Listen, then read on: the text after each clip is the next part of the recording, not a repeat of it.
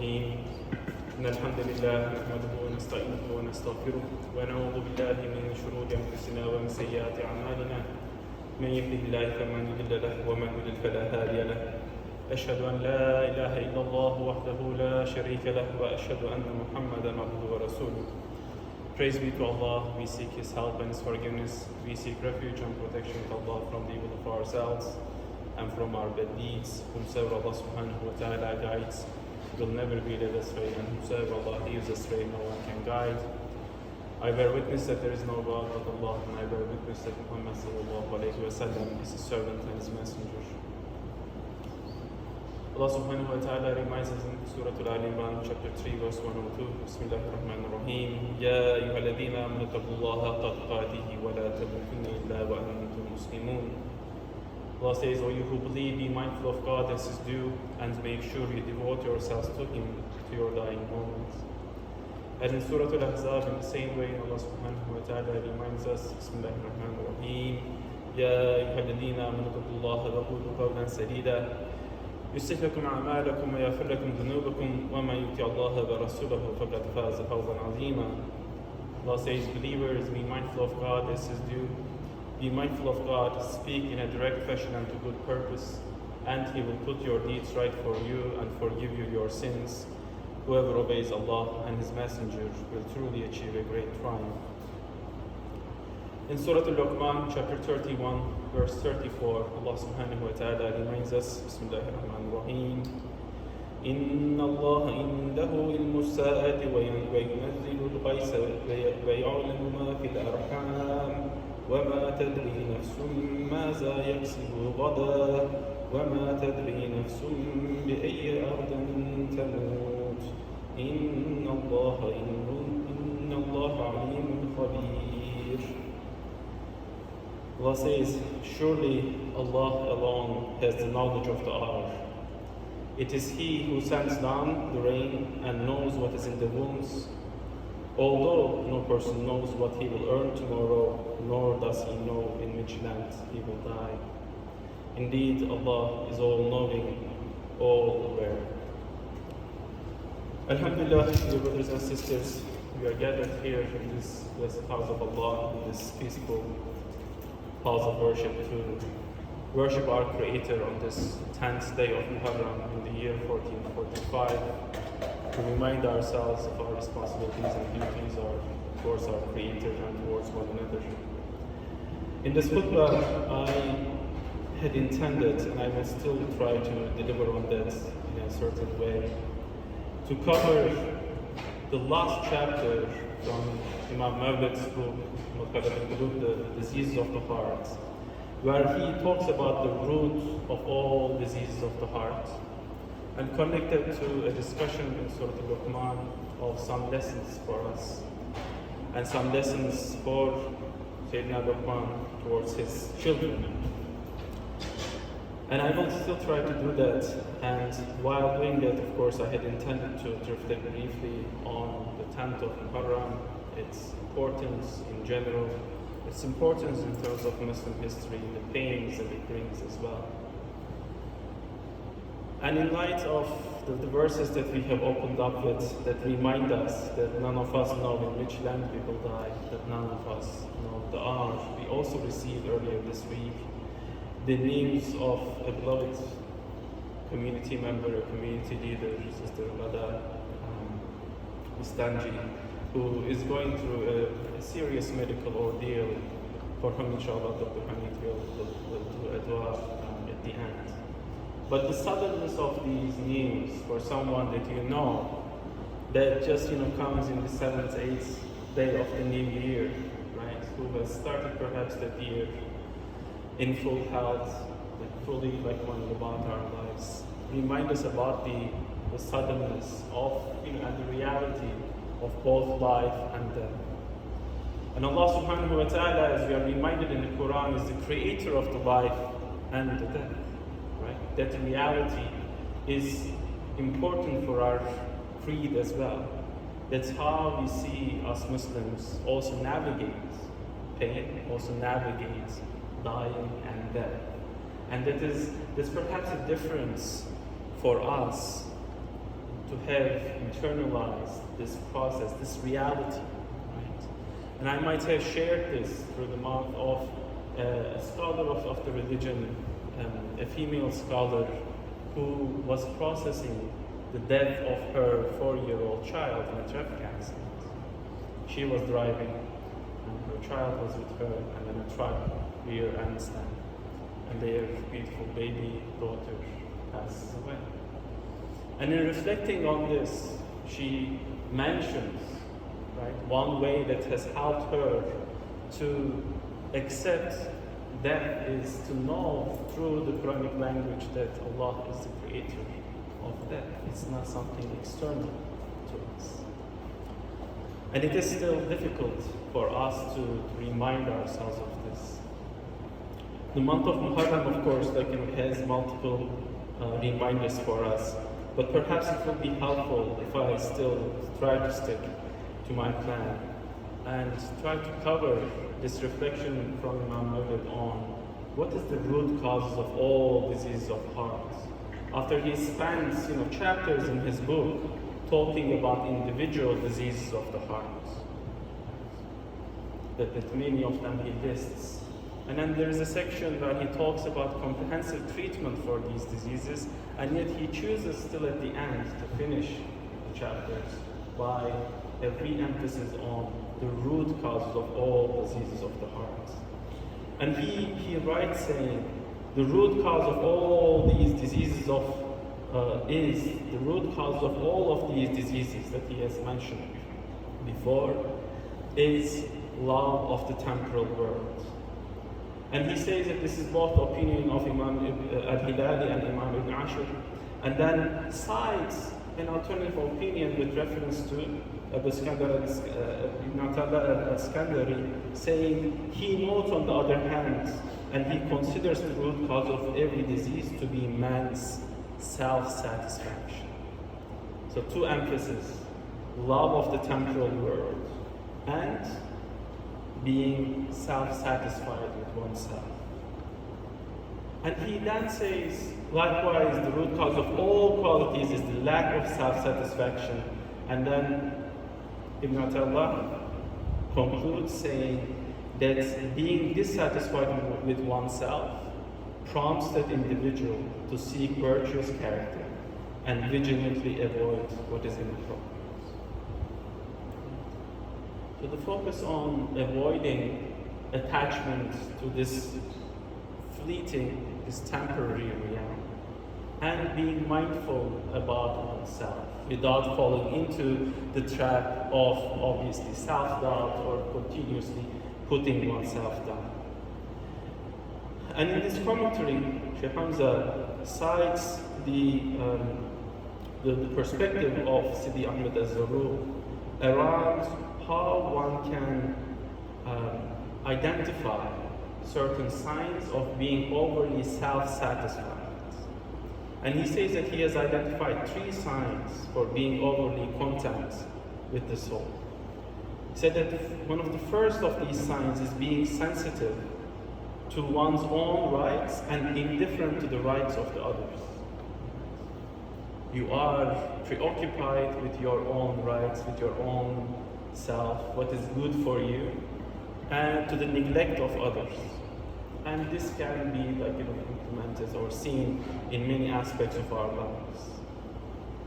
And of course, in our religion, we have not only individual obligations, but also communal obligations, right? Fardi Kifaya, that's underlying for us the need to be not self-centric.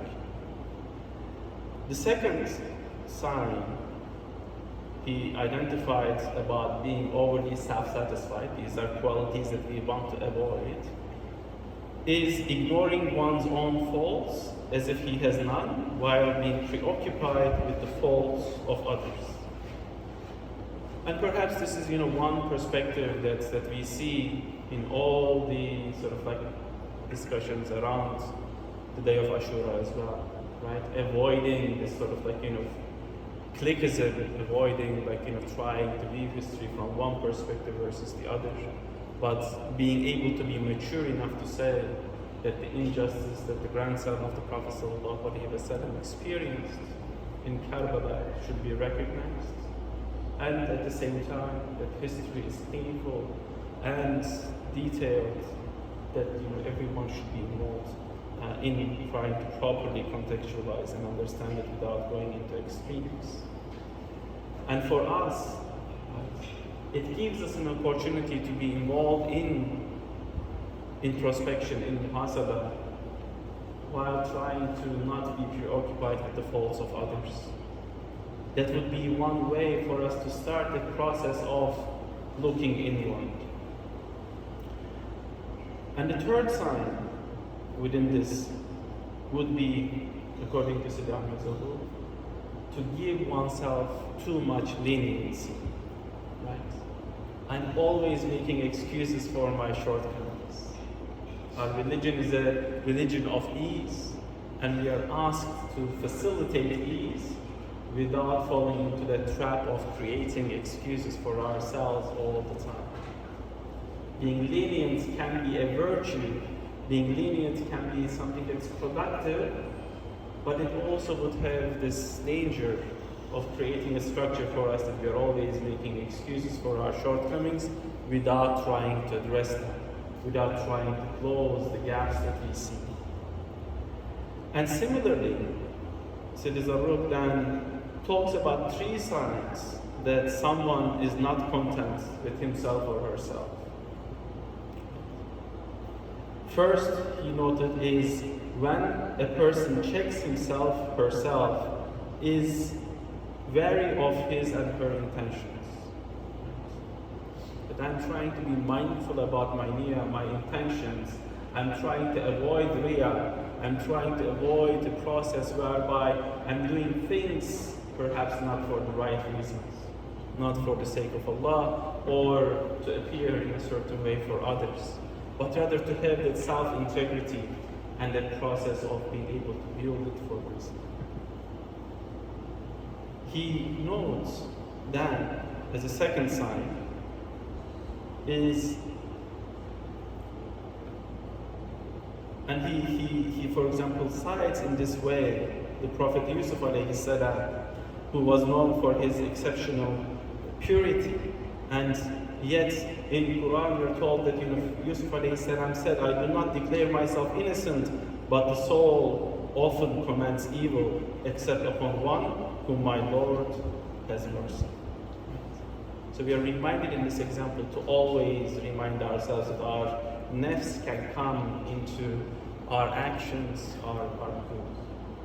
Second is a reminder to the person, a sign of someone who is being careful about not being self-satisfied. The second sign is to be careful of the blemishes of the soul. As we are reminded, the Prophet ﷺ supplicated saying, "Oh God, do not leave me to the soul even for a blink of an eye." That's why we keep making the dua, "Oh Allah, do not let us deviate now that we have been guided." We are having this mindfulness about our own desires, our own whims, continuously, to not be prisoners of our own whims. And finally, he noted another sign that would show that someone is not self-satisfied, is to force yourself to do difficult things. For example, eating less. For example, being mindful about spending money in charity even when you feel like you're restricted. For example, being observant about the properness of our wudu even when the conditions are difficult. Because these, we are reminded, would always keep ourselves on check.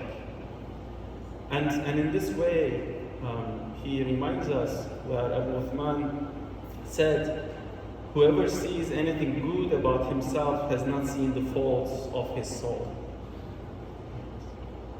And we are reminded how Sayyidina Aisha also has, even when she was cleared of any wrongdoing by a Quranic verse, saying that I do not see myself worthy of a Quranic verse to come down to show my my innocence.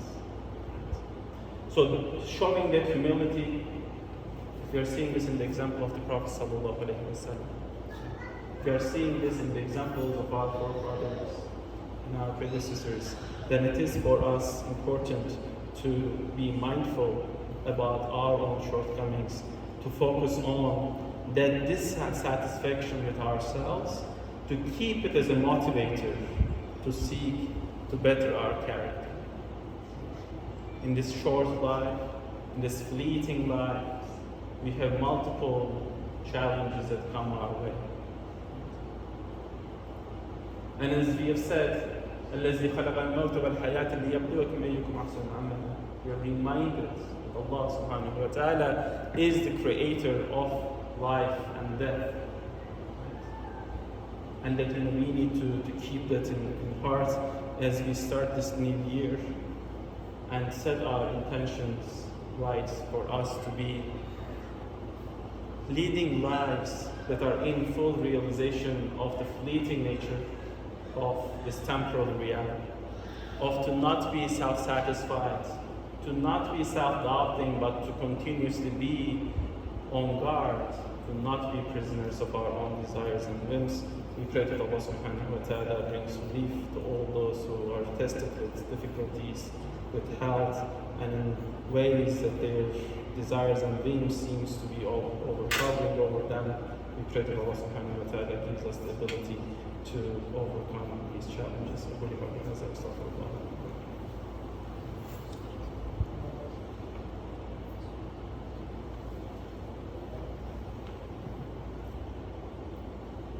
أعوذ بالله من الشيطان الرجيم. بسم الله الرحمن الرحيم.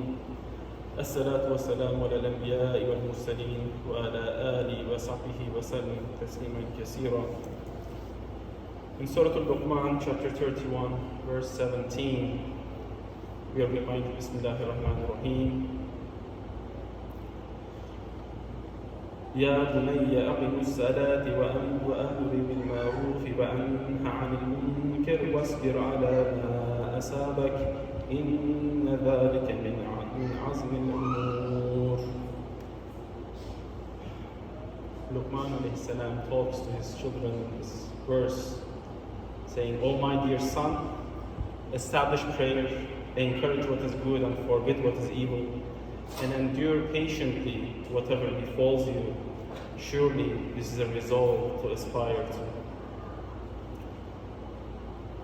In an effort to inshallah, control my emotions at the difficult news that we have mentioned regarding Sister Ghada,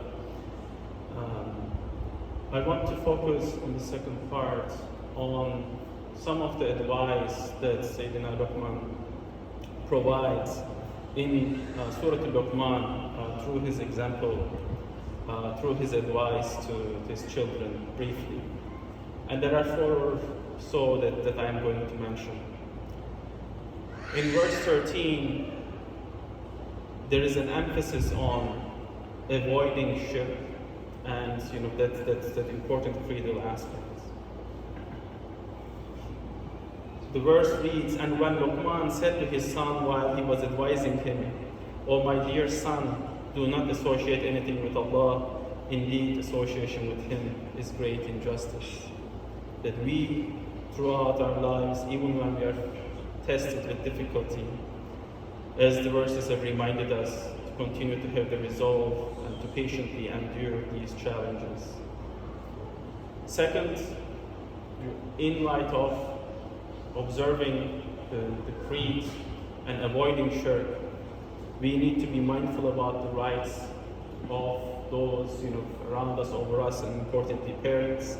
And verses 14 and 15 of the chapter are a reminder about that, and we are presented even with a scenario of where some parents might be involved in pushing their children to do wrong by Allah, but then we are even given that ability to navigate this scenario.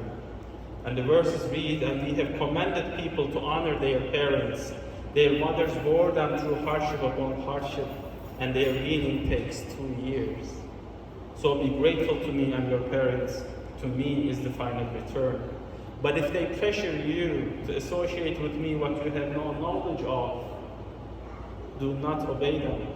Still keep their company in this world courteously and follow the way of those who turn to me in devotion. Then to me you all will return, and then I will inform you of what we used to do. And again, we are reminded of the core importance of our faith and how we can navigate with it.